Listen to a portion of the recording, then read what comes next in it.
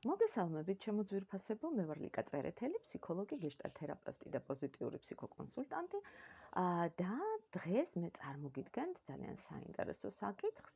ეს არის დასწავლილი ან შეძენილი უმწეობის სინდრომი. ძალიან საინტერესო თემა, განსაკუთრებით აქტუალური, მე ასე ვფიქრობ, რომ ის ჩვენს ქვეყანაში და ჩვენს საზოგადოებაში არის და მე ახლავე გეტყვით თუ რას წარმოადგენს ეს. ამგვარი სინდრომი აქტუალიზირდება მაშინ, როდესაც ადამიანი გარკვეული პერიოდის განმავლობაში პრაქტიკულად ზედიზედ და მუდმივად კონფრონტირდება ისეთ სიტუაციებთან, სადაც მას ნაკლები გავლენა შეუძლია მოახდინოს ამ სიტუაციებზე.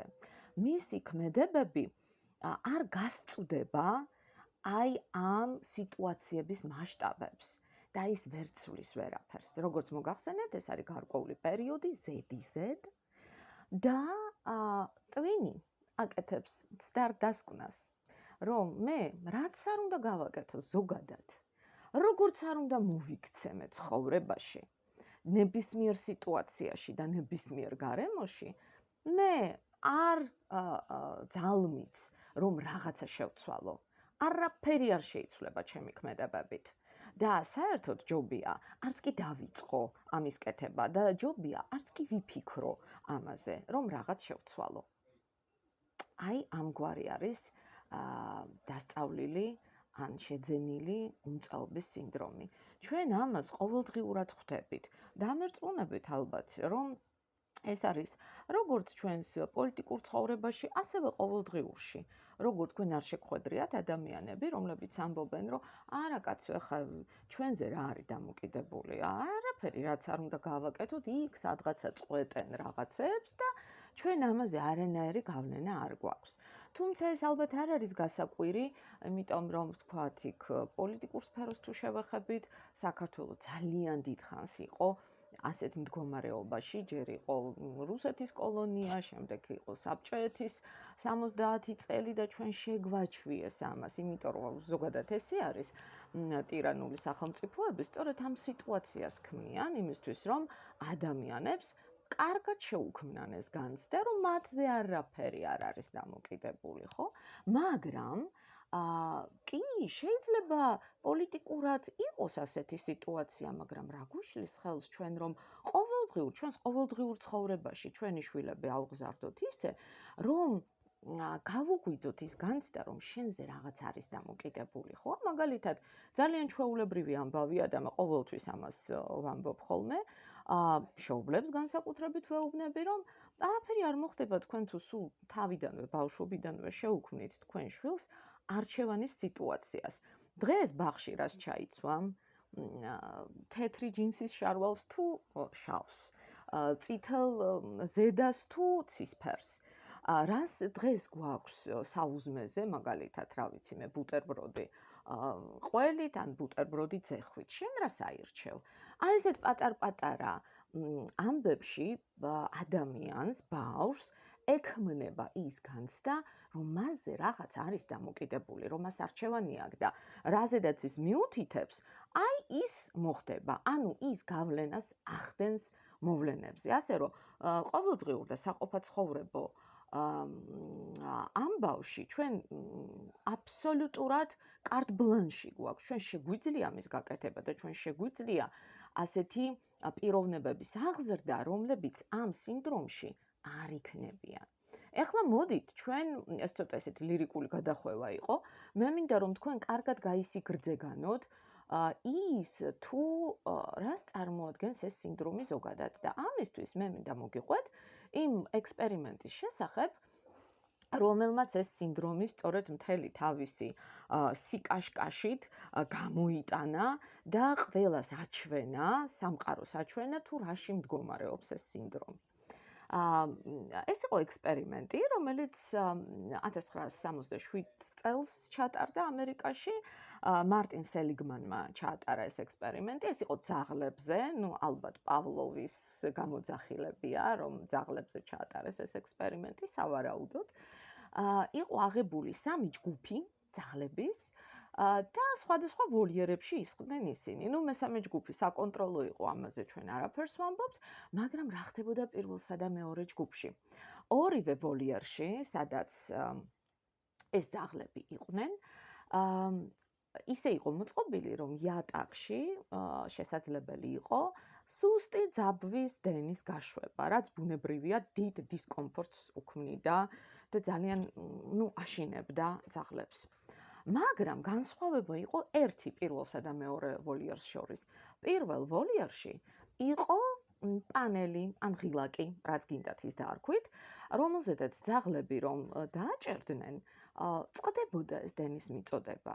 რა თქმა უნდა, ძაღლები ძალიან სწრაფად გაერკვევნენ ამაში და როგორც კი დენის მიწოდება ხდებოდა, რომელიმე ძაღლი მივარდებოდა პანელს და ანთაც ან ცხვირს დააჭერდა და წყვეტდა ამ პროცესს.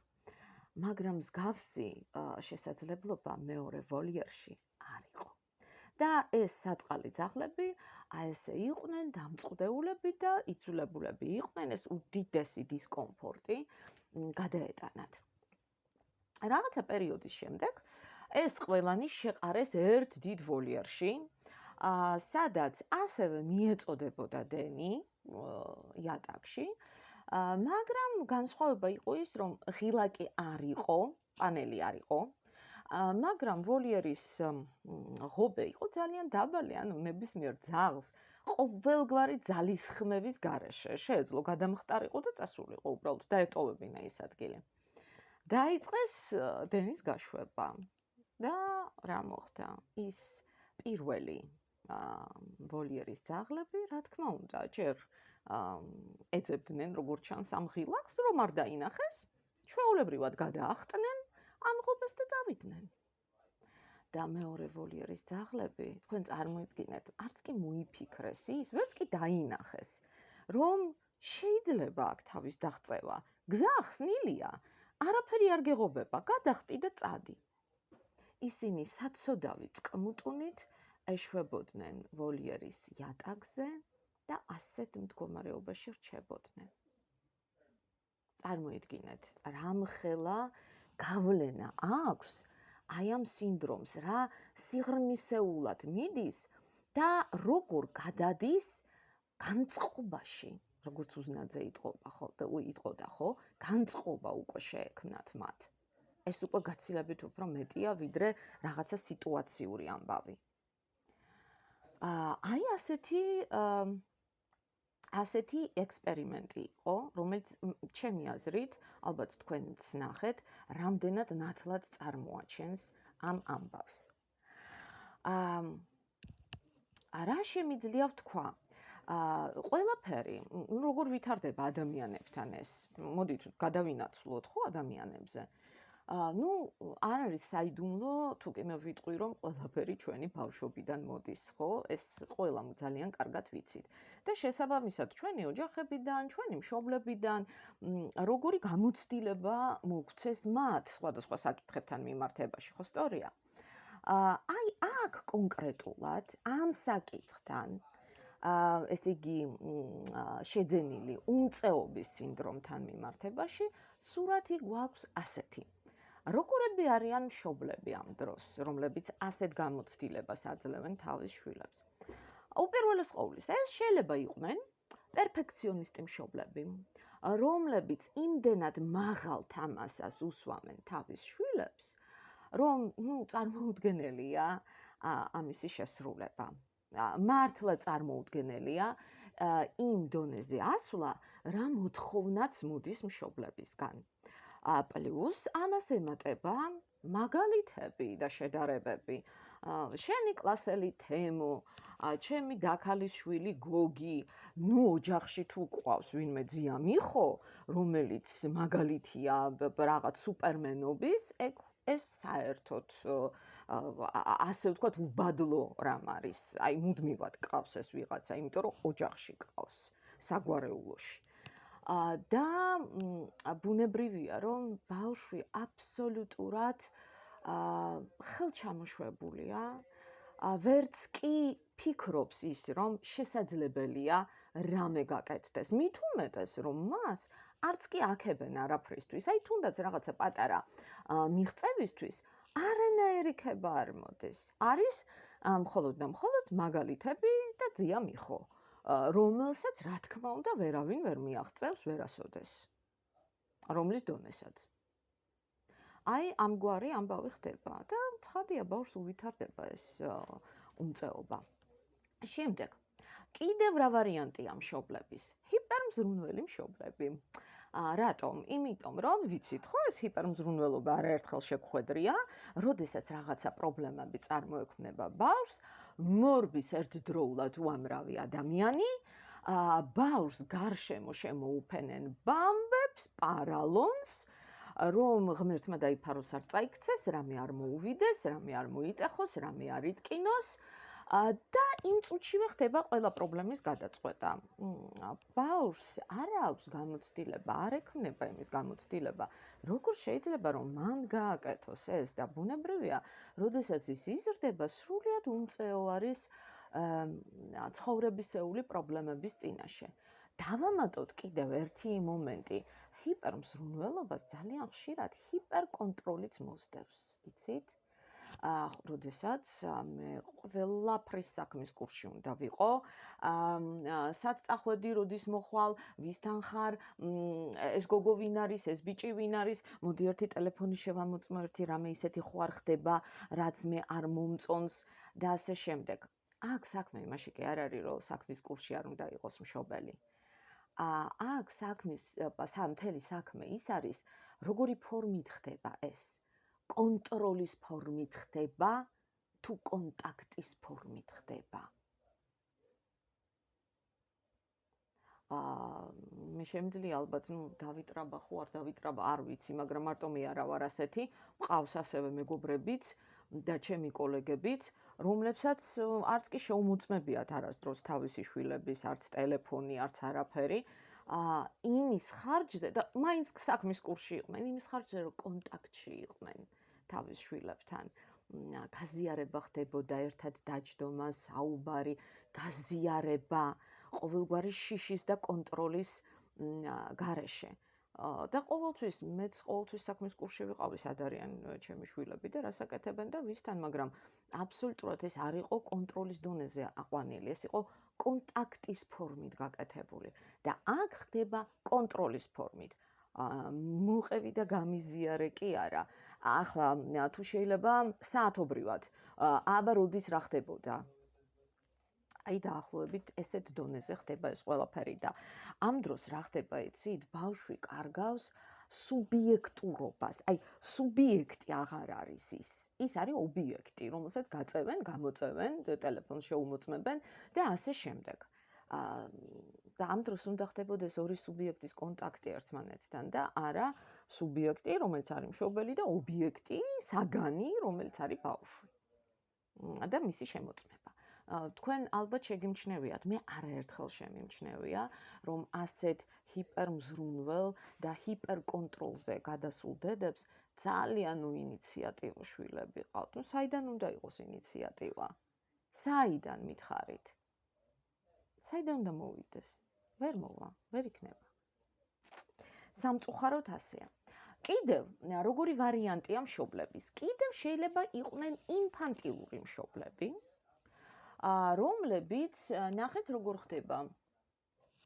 როდესაც მათ წინაშე დგება რაღაცა პრობლემა, ისინი ან ბავშვის წინაშე, ან მათ წინაშე სულ ერთია, იმის მაგივრად, რომ მათ მისცენ ბავშვს ჯანსაღი, ზრდასრული ადამიანის მაგალითი, ანუ ყველაფერი გააკეთონ, რაც მათზეა დამოკიდებული პრობლემის გადაწყვეტისთვის, ისინი იწყებენ იმაზე ლაპარაკს, თუ რა საშინელია სამყარო, როგორი ცუდები არიან ადამიანები, როგორ არავის არ შეიძლება ვენდოთ, როგორი უსამართლობას უფევს გარშემო და ბუნებრივია ეს უვითარებს ბავშვს აი ამ უმწეობის სინდრომს, თუ კი ესეთია ყველაფერი გარშემო, ანუ მე რა შემიძლია რომ გავაკეთო, ვერაფერს ვერ გავაკეთებ. ეს არის ინფანტილური მშობლების თემა. და კიდევ ერთი სახეობა მშობლების, რომლებიც ამგვარ სინდრომს უვითარებენ საკუთარ შვილებს, ესენი არიან წინააღმდეგობრივი მშობლები. აი რა ვიცი, მე პირდაპირ ვამბობ ხოლმე, რომ რაღაც მოსაზღვრე მდგომარეობაში მყოფი მშობლები არიან ეს და კარგი იქნება ცოტა რომ წაიმკურნალონ, იმიტომ რომ ნახეთ, რაზე მაქვს მე საუბარი, ძალიან მნიშვნელოვანია, შეიძლება ყველაზე მნიშვნელოვანიც კი იყოს, იმიტომ რომ ნაკლებ ყურადღებას ვაქცევთ იმ წინებს, პრინციპში ის იმდენად აშკარა, იმდენად ვხედავთ, რომ ამას ვაქცევთ ყურადღებას. ამას შეიძლება თქვენ ყურადღება არ მიაქციოთ. ეს არიან, იცით როგორი მშობლები, ახლავე მოგიყვანთ მაგალითს. წარმოიდგინეთ, რომ გოგონა მშვიდად წყნარად იქცევა და დედა ან მამა, არ ვიცი, რომელიღაცა მშობელი ეუბნება, რომ რაიმე როგორი კარგი ხარ, რა შესანიშნავი ხარ, ჩემი საყვარელი, როგორ მშვიდად იქცეოდი დღეს, რა კარგად და მშვიდად გააკეთე შენი გაკვეთილები, როგორ ჩუმად და კარგად თამაშობდი შენთვის, საოცრება ხარ. ბუნებრივია, ბავშვმა ეს დაიმახსოვრა, ბავშვს უნდა რომ ის შეაქონ აღიარონ, ხო? რომ მას მოეფერონ. და რას აკეთებს ის? ის აგრძელებს მეორე დღესაც მსგავს მოქცევას და ამ დროს მშობლისგან რა მოდის? რა არის ეს, რა მკვდარივით ხარ? რა იყო ისე ჩუმად ეგდე, რომ საერთოდ გააკეთე გაკვეთილები თუ არა, ეგეც ვერ გავიგე. რაღაცას ჩიხლი ფორთიაობდი ახლა აქ და რა არის საერთოდ ითამაშე, არ ითამაშე, ვერაფერი ვერ გავიგე. მკვდარივით ხარ რა. აი ნახეთ. აი რა ქნას პეპელამ? საით გაფრინდეს, ნურც გაფრინდები, ნურც მოფრინდების ამ ბავში. ერთხელ, ანუ ვერ გაერკვა ბავშვი რა არის კარგი, რა არის ცუდი, იმიტომ რომ მშობელი არ არის გარკვეული საკუთარ თავთან. ანუ ბავშვი კი ვერ გაერკვა, ბავშვი ვერ გაერკვა იმიტომ, რომ მშობელი არ არის გარკვეული საკუთარ თავთან. საერთოდ წარმოდგენა არ აქვს რა უნდა. კარგი რა არის, ცუდი რა არის. და ბავშვს აბნევს.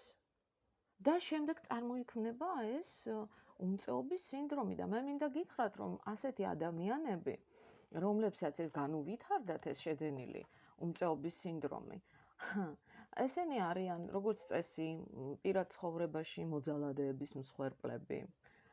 სამსახურში თანხმდებიან ძალიან ცუდ პირობებზე. თუ კი ვთქვათ ხელმძღვანელი ტუტუცია და ასე ვთქვათ ამცირებს და შეურაცხყოფას აყენებს, ამასაც ითმენენ. საშინელი მდგომარეობაა მოკლედ. საშინელ ცხოვრებას გადიან ეს ადამიანები. ასე რომ ძალიან ყურადღებით. ეს ყველაფერი იწყება ბავშვობიდან. იყავით მხარდამჭერები, თქვენ თავად იყავით ზრდასრულები და მხარი დაუჭირეთ თქვენს შვილებს. და იყავით მათთან კონტაქტში. ეხლა მე მინდა რომ ცოცხალი მაგალითები მოვიყვანოთ. მოდით ცოცხალი მაგალითები მოვიყვანოთ. პირველი რაც მე მინდა რომ მოგიყვანოთ ამ თვალსაზრისით, ეს არის ლიტერატურული პერსონაჟი, ოღონდ ყველასთვის ძალიან კარგად ცნობილი. გახსოვთ ხომ ბავშვობაში როგორ ვკითხულობდით დიუმას გრაფ მონტე-კრისტოს. სხვათა შორის მე მინდა გითხრათ, რომ ეს გამოგონილი ამბავი არ არის. ედმონ დანტეს ყავდა თავისი პროტოტიპი. ეს იყო ფრანსუა პიკო. თუმცა ის არ იყო მეზღვაური, ის იყო მეწაღე. მაგრამ ეს იყო სწორედ პერსონაჟი, ეს იყო სწორედ პროტოტიპი ამ პერსონაჟისა და მინდა გითხრათ, რომ ის რაც ხდება მერე ისტორია არის აბსოლუტურად, აი დიუმამ აიღო და ერთში ყველა დეტალი გადმოიტანა, იმიტომ რომ ფრანსუა პიკოს ზუსტად იგივე ჰქონდა, სამმა მეგობარმა უღალატეს, დაწერეს ესეთი დასაბეზღებელი წერილი, ზუსტად ქორწილის დღეს ის წაიყვანეს, აიყვანეს. რამდენიმე წელი იჯდა ციხეში, სწორედ იმ ციხეში შეხვდა ადამიანს, რომელმაც თავისი დიდი განძი უანდერძა და შემდეგ წავიდა და შურს იძიებდა ფრანსუა პიკო. ანუ სიუჟეტი არის ერთ-ერთში, უბრალოდ პიკოს ისტორია უფრო მძიმეა და უფრო ისეთ შავბნელ ფერებშია და მადლობა დიუმას, რომ მან ასეთი ნათელი პერსონაჟი შეგვიქმნა, როგორიც იყო ედმონ დანტესი, მაგრამ მე მინდა გავამახვილო თქვენი ყურადღება რაზე. თქვენ გახსოვთ, როდესაც ედმონ დანტეს დააპატიმრებენ და მიყავთ აი ამ ციხესიმაგრეში, ივში, პირველი პერიოდი როგორ იქცევა? გახსოვთ?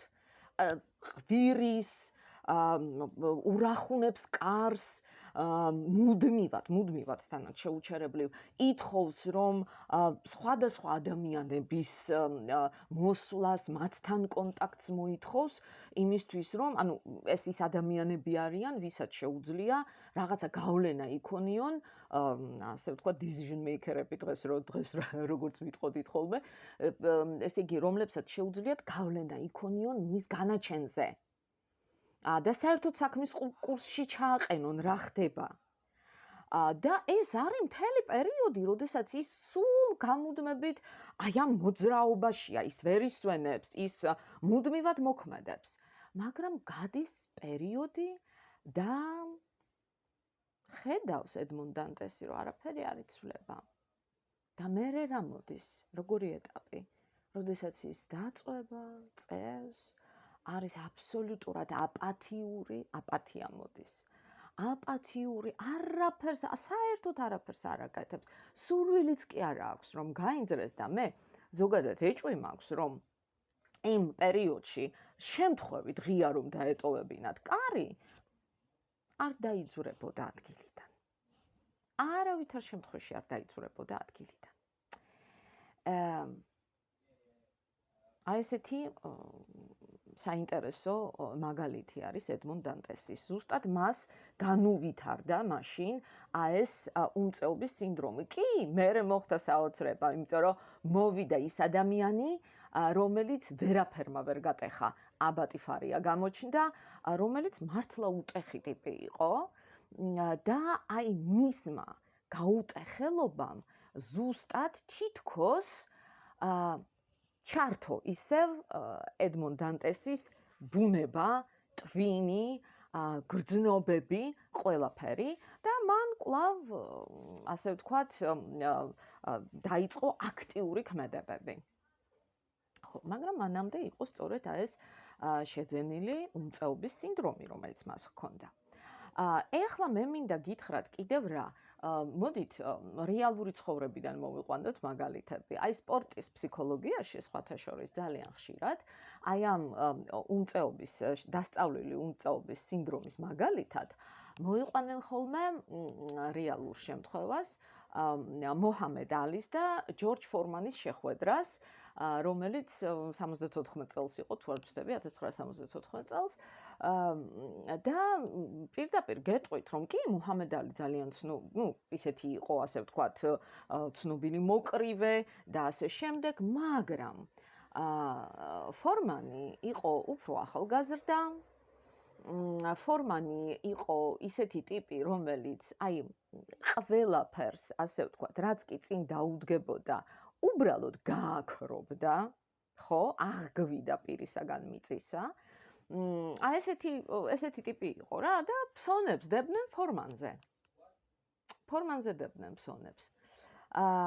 და რა გააკეთა მოჰამედ ალიმ?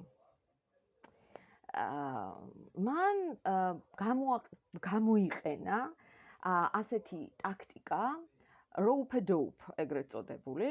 ის უბრალოდ ესე ჩამოკიდებული იყო კანატებზე და უბრალოდ ბლოკირებას უკეთებდა ფორმანის დარტყმებს. მეც არაფერს არ აკეთებდა. ბლოკირებას უკეთებდა დარტყმებს, ანუ ახარჯინებდა იმას ენერგიას და თან ეუბნებოდა, ასე ვთქვათ, რომ აბა ჯორჯ, სულ ეს არის, რაც შენ შეგიძლია?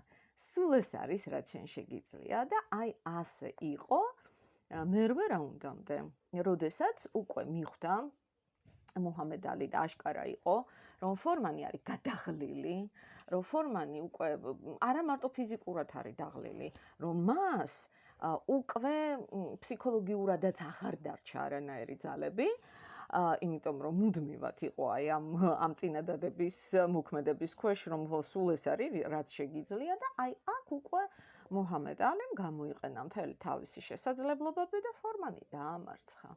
და მე მინდა გითხრათ, რომ ფორმანს დაჭირდა რამდენიმე წელი, რომ აი აქედან გამოსულიყო ამ მდგომარეობიდან და აბა გამოიცანით რა მდგომარეობაა, კი, დასწავლილი უმწეობის სინდრომი და კვლავ გასულიყო, ასე ვთქვათ, ასპარეზზე. მეორე არაჩვეულებრივი მაგალითი ეს არის ლეგენდარული პიროვნება, მართლა მე-20 საუკუნის ლეგენდარული პოლიტიკოსი უინსტონ ჩერჩილი. მასაც ჰქონდა ასეთი პერიოდი, ეს იყო 30-იანი წლები, როდესაც მას, რა ვიცი, დიდად არაფრად არ აგდებდნენ, თუ შეიძლება ასე ითქვას. ყოველ შემთხვევაში მის გამონათქვამებს, მის აზრებს აიგნორებდნენ, გარკვეულწილად ესე ხატოვნად რომ ვთქვათ, განკვეთილი იყო აი ამ პოლიტიკიდან, თუ შეიძლება ასე ვთქვათ. ეს რა თქმა უნდა, საშინელი პერიოდი იყო მის ცხოვრებაში, საკმაოდ დეპრესიული მდგომარეობები ჰქონდა იმ პერიოდში, მაგრამ ეტყობა რაღაცნაირად ინტუიციურად, აი ეს დიდი ადამიანები მაინც როგორები არიან, ინტუიციურად მიდიან. დარწმუნებული ვარ, მან არაფერი არ იცოდა მსგავსი ესეთი ფუნდამენტალური ფსიქოლოგიური ცოდნა საერთოდ არ ჰქონდა რაღაც ფენომენების შესახებ, მაგრამ ინტუიციურად მიდიოდა. ჯერ ეს ერთი მან სახელდება გაუკეთა თავის მდგომარეობას, აი დეპრესიულს და ნახეთ, ფიგურად აქცია დაარქვა ჩემი შავი ძაღლი. აი ახლა როგორ მოქმედებდა, როგორი ურთიერთობა ჰქონდა, როგორ უპირისპირდებოდა ამ თავის შავ ძაღლს. ის მიდიოდა თავის მამულში, ჩართველ თუ არ ვცდები და იქ აგურებისგან აშენებდა კედლებს. მარტივი ქმედება. ფიზიკური, მარტივი ქმედება, სადაც შედეგი არის ხელშესახები. აი ვხედავ მე, რომ არ იყო რაღაც კედელი, ან ღობე და გაჩნდა ეს ღობე, ან კედელი. ასევე ხატავდა, ასევე არაჩვეულებრივი საშუალება, იმიტომ რომ შედეგს ხედავ, მატერიალური შედეგი მოდის და გაქვს ეს მომენტი, რომ კი, ჩემი ქმედებები გარემოს ცვლიან. არ იყო აქამდე ეს ნახატი და ნახატი გაჩნდა, არ იყო ღობე, არ იყო კედელი, ფიზიკურად გაჩნდა რაღაცა ცვლილება. სხვათა შორის ამგვარი პირდაპირი ქმედებები, რომლებიც რაღაცას ცვლიან გარემოში, შეიძლება ეს პრიმიტიული დალაგებაც კი იყოს, ეგეც ხო ცვლილება. აი პრიმიტიული დალაგება, ეს არის კოპინგ სტრატეგიებში სხვათა შორის და იცით მე მახსოვს რომ აი უკრაინის ომის დასაწყისში, როდესაც დაიწყო ეს დაბომბვები და ადამიანები ჩადიოდნენ მეტროებში, იყო ეს კოპინგ სტრატეგიად იყო მოწოდებული, რომ მეგობრებო, თქვენ ჩანთები ხო ჩაგაქვთ და აი მოდით, იქ თქვენ არაფრის სხვა საშუალება არ გაქვთ, ხო იქ რაღაც სივრცის დალაგების ან რაღაცის. მოდით გადმოუყარეთ ეს თქვენი ჩანთა და დაიწყეთ დალაგება. ეს არის ის, რაც ადამიანს აძლევს, ჯერ ეს ერთი შინაგანად ალაგებს და აძლევს იმის განცდას, რომ მე რაღაცა შევცვალე. აი რაღაცა ქაოსი, ვაქციე რაღაცა მწყობრად, დაწყობილ ამბად, ხო? აი ამგვარი რამ და ამას ჩერჩილი აკეთებდა. და როდესაც მისმა წუთმა ჩამოჰკრა, როდესაც ის უკვე 40-იან წლებში, როდესაც ძალიან დიდი აუცილებლობა იყო მისი, ასე ვთქვათ, პოლიტიკაში ჩართვისა, ის უკვე მზად იყო, მას მზაობა ჰქონდა ამის გაკეთების, იმიტომ რომ ის არ დანებდა თავის დროზე, როდესაც შესაძლებელი იყო აი ამ უმწეობის სინდრომის განვითარება, ხო? კი ბატონო, აი ამგვარი რამ. მე მინდა გითხრათ, რომ აი ეს პატარ-პატარა დეტალები, რომლებიც ასეთი მნიშვნელოვანია, რომ ჩვენ შეიძლება პატარა დეტალები შევცვალოთ. მე ხო გითხარით, პატარა დეტალები და დავრწმუნდეთ იმაში, რომ ჩვენზე ბევრი რამ არის დამოკიდებული. მე მინდა ამისი კიდევ ერთხელ ექსპერიმენტული დადასტურება მოგიყვანოთ და ახლა მიხვდებით თუ რამდენად არის მნიშვნელოვანი. იმიტომ რომ ახლა ესე გელაპარაკებით თეორიულად პატარა რაღაცა შევცვალეთ და კი მოდით დარწმუნდით რომ თქვენ ცვლით. აი ახლა თქვენ დარწმუნდებით ამ ექსპერიმენტის საშუალებით. ეს იყო უკვე 1976-ში თუ არ ვცდები, როდესაც ასევე ამერიკაში ელენ ლანგერმა ჩაატარა ექსპერიმენტი მოხუცთა სახლში. ესე იგი, ორი სართული იქნა აღებული, ორი სხვადასხვა სართული და ამ მოხუცებს მოკლედ მიუტანეს რაღაც ავეჯი ახალი, მიუტანეს მცენარეები, იქ რაღაც შეთანხმება იყო კინოსეანსებზე და ასე შემდეგ. მოკლედ რაღაც სიახლეები იყო შემოტანილი, რაც თავისთავად ძალიან სასიამოვნოა, ძალიან კარგია, მაგრამ იყო განსხვავება ამ ორ სართულს შორის. აი ერთ სართულზე მოხუცებს უთხრეს, რომ აი ეს ახალი ავეჯი, ეს ახალი მცენარეები, ჩვენ შემოგიტანთ თქვენს ოთახებში, დაგილაგებთ როგორც საჭიროა ამ ავეჯს, მცენარეებსაც ჩვენ შემოგიტანთ, მათ მოუვლიან მედდები და აგერ გთავაზობს კიდევ იქ რაღაც კინოსეანსებს და მოკლედ ჩვენ გადავწყვეტ იქ რა ფილმები იქნება, როგორი იქნება, როდის იქნება ეს კინოსეანსები და თქვენ მოკლედ ამას დაესწრებით. აი რაღაც მსგავსი იყო მოკლედ. მეორე სხვა სართულზე იყო ასეთი რამ, ყველაფერი იგივე, მაგრამ უთხრეს, მოდი თქვენ ეს სავარძლები, ეს მაგიდები დადგით ისე როგორც თქვენ გნებავთ. აბა გითხარით, სად გნებავთ რომ დაგიდგათ? როგორ არის თქვენი ინდივიდუალური ყოველი ადამიანის ოთახისთვის უფრო მოსახერხებელი, თქვენ როგორ გირჩევნიათ, ისე დაგიდგავთ. აირჩიეთ თქვენი მცენარეები, რომელს შეიტანთ ოთახში, მერე თქვენ მოგიწევთ ამის მოვლა. და მოდით შევთანხმდეთ კინოსეანსები როდის იქნება, რა დღეებში, რომელ საათებში და ასე შემდეგ. არაფერი, პატარა დეტალები. თუ არ ვცდები წელიწად ნახევრის შემდეგ დადგინდა რომ აი პირველ შემთხვევაში სადაც ყველაფერს სხვა უწყვიტავდა ამ ადამიანებს, იქ გაცილებით მაღალი იყო სიკვდილიანობა, ვიდრე იმ სართულზე, სადაც თვითონ ადამიანები წყვეტდნენ ყველაფერს. და რას წყვეტდნენ? რამე მსოფლიო პრობლემებს? არა. ყვავილის მორწყვის თემას.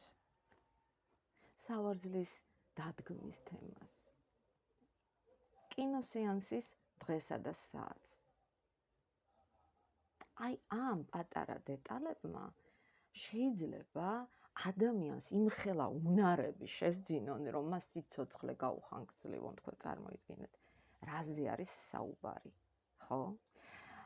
და ბოლოს მე მინდა გითხრათ, რომ შინაგანი თავისუფლება ეს არის ისეთი რამ, რაზედაც ვერავინ ვერ იმოქმედებს ხალხო. ვერავინ, ეს არის გარე მოძალადეებისთვის ხელმიუწვდომელი რამ. ვერავინ ვერაფერს ვერ უზამს ამას. ისეთი რამ არის შინაგანი თავისუფლება და ადამიანი შეიძლება პატიმრობაში იყოს, მაგრამ გაცილებით უფრო თავისუფალი იყოს, ვიდრე გარეთ მოსიარული ადამიანი. და ამისი არაერთი მაგალითი არის ჩვენს ისტორიაში და უპირველეს ყოვლისა, ხო რა თქმა უნდა, მე რას მოვიყვან პირველ მაგალითად, ისევ ჩემი ძვირფასი და საყვარელი ვიქტორ ფრანკლი, რომელზედაც გადაცემა გავაკეთე და ვისაც არ გინახიათ, შეგიძლიათ ასკროლოთ და იქ ნახოთ ჩემი საუბარი. ვიქტორ ფრანკლის შესახებ, არაჩვეულებრივი ფსიქოთერაპევტი, ვენის მესამე ფსიქოთერაპიული სკოლის ლოგოთერაპიის დამფუძნებელი, დამაარსებელი, ადამიანი, რომელიც მეორე მსოფლიო ომის დროს საკონცენტრაციო ბანაკებში იჯდა და ის ამბობდა, რომ ადამიანს შეიძლება ყველაფერი წაართვა მისი ბოლო თავისუფლების გარდა, აირჩიოს თავისი დამოკიდებულება გარემო მოვლენების მიმართ. და ფრანკლი ამას აკეთებდა. მას არჩეული ჰქონდა თავისი დამოკიდებულება, ის საკუთარ თავსაც ამხნევებდა ამით, იმიტომ რომ საშინელ მდგომარეობაში იყო, უბრალოდ მართლა ნახეთ ის გადაცემა, რა მდგომარეობაში იყო ეს ადამიანი, ფიზიკურად, რა საშინელება ხდებოდა მის თავს, მაგრამ საკუთარ თავსაც ეხმარებოდა ამითი და თავის ასე ვთქვათ, თანა მობანაკეებს, თუ შეიძლება ასეთი ტერმინი გამოვიყენოთ, ხო? იმათაც ძალიან ეხმარებოდა ამაში. მერე კიდევ ვინ შეიძლება? ნელსონ მანდელა, კი ბატონო, ადამიანმა თითქმის 3 ათეული წელი გაატარა ციხეში და რა გაუნძრევლად იყო? არა ბატონო, ის სულ რაღაც მოძრაობაში იყო. უპირველეს ყოვლისა, მან შეისწავლა ენა, აფრიკაანს, თავისი მეციხოვნეების ენა, აფრიკაანსი ეს არის ის ენა, რომელზედაც საუბრობენ სამხრეთ ამერიკის თეთრკანიანების, რაღაც ესეთი, რა ვიცი, მიქსი არის გერმანულის და ჰოლანდიურის, აი რაღაცა ესეთია. და ეს ენა შეისწავლა, რომ კონტაქტი ჰქონოდა მათთან და ამ კონტაქტის საფუძველზე უფრო კარგად შეესწავლა მათი ფსიქოლოგია, მათი აზროვნების თავისებურებები, ხო?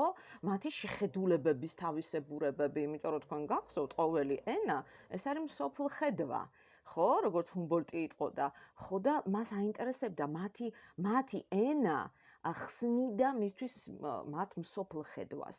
მერე რა შეეძლო მას გაეკეთებინა, ვთქვათ, ციხის გარეთ თუ ძალიან ნაკლებად, ციხის შიგნით შეეძლო და რას აკეთებდა ის? ის რაღაც აორგანიზებდა პროტესტებს, მაგალითად პატიმრების პირობების გაუმჯობესების მიზნით, ხო? აი ეს მას ხელეწიფებოდა იმ მომენტში. ციხის შიგნით პატიმრების პირობების გაუმჯობესების მიზნით იყო პროტესტები. აი მსგავსი ამბები იყო, ან მაგალითად ის რაღაც გარკვეულ ციტატებს კითხულობდა ხოლმე, ანუ წარმოუდგენდა ხოლმე თავის მეციხოვნეებს, მაგალითად უილიამ ჰენლის ერთ-ერთი ლექსი ინვიქტუს თუ არ ვცდები ესე ჰქვია, სადაც ესეთი სიტყვებია, მე ვარ ჩემი ბედისწერის ბატონ პატრონი, მე ვარ ჩემი სულის კაპიტანი, ხო? აი ესეთი ამბები. აი დაკავებული იყო ამითი ადამიანი, ის არ ჩავარდა აი ამ დასწავლილ უმწეობაში, არა, ის შეუდრეკელი იყო, მისი შინაგანი თავისუფლება იმხელა იყო, რომ ყველაფერს წვდებოდა და რა თქმა უნდა, მე არ შემიძლია რომ არ მოვიხსენიო დიტრიხ ბონჰოფერი, იმიტომ რომ ეს რაღაც საოცარი ადამიანი იყო. ეს ადამიანი იყო პროტესტანტი პასტორი, თეოლოგი, ესე იგი წინააღმდეგობის მოძრაობის წევრი, რომელიც გესტაპომ დააპატიმრა, ის საბოლოოდ სიკვდილითაც დასაჯეს. უბრალოდ ის თვითონ წარმოგიდგენთ, რამდენად თავისუფალი იყო, ის პატიმრობის დროსაც წერდა ესეებს, წერილებს და იმდენად დიდი პატივისცემა გამოიწვია მან თავის მეციხოვნეებში, თავის ზედამხედველებში, რომ მათ გაჰქონდათ ეს წერილები გარეთ. წარმოიდგინეთ. შემდეგ ეს გამოვიდა, ეს მთელი ესეები და წერილები გამოვიდა, თუ არ ვცდები ესეთი სათაურით, წინააღმდეგობა და მორჩილება. აი, ესეთი სათაურია, კი. და ვისაც ხელი მიგიწვდებათ, მე ძალიან გირჩევთ, რომ წაიკითხოთ, იმიტომ რომ ეს არის, რა ვიცი, აი, მე-20 საუკუნის თეოლოგიური, ქრისტიანული აზრის კლასიკა რა. საჭიროა მისი წაკითხვა და ცოდნა, უბრალოდ ძალიან მართლა ძალიან გაგამდიდრებთ და ეს ადამიანი ამბობდა, რომ ხშირათო პატიმარი შეიძლება იყოს გაცილებით უფრო თავისუფალი ვიდრე ის ადამიანები, ვინც ქუჩაში დადიან. ხო, ქუჩაში მოსიარული ადამიანებზე გაცილებით უფრო თავისუფალი შეიძლება იყოსო პატიმარიო, თუ კი მისი სინდისი სუფთა, ხოლო რწმენა მყარი. ასე რომ მე ასე ვფიქრობ, რომ ნახეთ, მოძალადეებს მიუწვდებათ ხელი ჩვენს შეიძლება სხეულზე, ჩვენს გადაადგილებაზე, რაციონზე, კვების რაციონზე და ასე შემდეგ, მაგრამ ჩვენს შინაგან ღირებულებებზე, ჩვენს აზრებზე, ჩვენს განცდებზე მათ ხელი არ მიუწვდებათ და მე ძალიან ბედნიერი ვარ, რომ დღეს მე ვხედავ საქართველოში ასეთ ადამიანებს, რომლებიც ძალიან გვანან აი ამათ, ვინც მე ახლა ჩამოვთვალე და რომლებიც მართლა რომელთა შინაგანი თავისუფლებაც იმხელა, რომ ნამდვილად არ არის საშიშროება და საფრთხე მათთან აი ამ დასწავლილი ან შეძენილი უმწეობის სინდრომის განვითარებისა. და მართლა ბევრი ყავს ასეთი, როგორც არის ვიქტორ ფრანკლი, როგორიც არის დიდრიხ ბონჰოფერი, ეს ბედნიერება. და მოდით დავრჩეთ ასეთ და ვეცადოთ, რომ ვიყოთ უფრო სწორედ, ვეცადოთ, რომ ვიყოთ ასეთი თავისუფლები, ვეცადოთ, რომ გქონდეს ჩვენი ღირებულებები, ჩვენი ფასეულობები, კი ყველაფერი შეიძლება მოხდეს, მაგრამ აი სწორედ ეს არის ყველაზე მნიშვნელოვანი, როდესაც ჩვენ ნებისმიერ პირობებში ამ ჩვენს ღირებულებებს არ ვთმობთ.